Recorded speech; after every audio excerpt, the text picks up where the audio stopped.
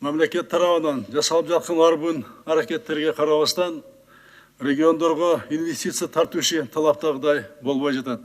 Бизнесте біз күткөндөй активтүүлүгү орун алган жок.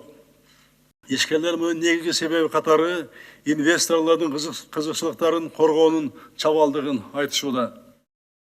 Бизнес ассоциациялары жана ишкерлер тарабынан келип түшкөн даттануулардын негизги мазмуну төмөндөгүдөй.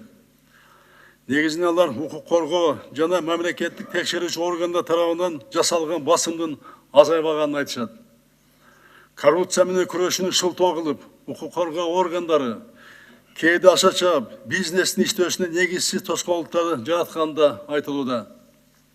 Кээ бир учурда негизсиз оор чараларды колдонуп, ишкерлерди камакка алып жаткандыгы тууралуу кооптоолор, кайрылуулар түшүп жатат.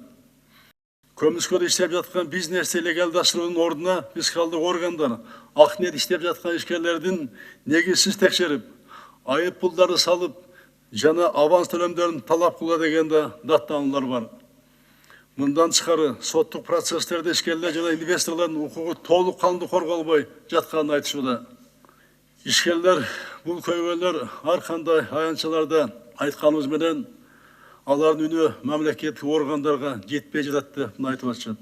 Мына ошондугунан бүгүн ар тараптын өкүлдөрү, мына жогорку кеңештин, өкмөттүн, жогорку соттун, генералдык прокурордун, мына бизнес менен бүгүн чогуу отуруп, ошол маселелерди талкуулап, ошол көйгөйлөрдү жоюп, алдыга жылуучу мына чогуу отурабыз.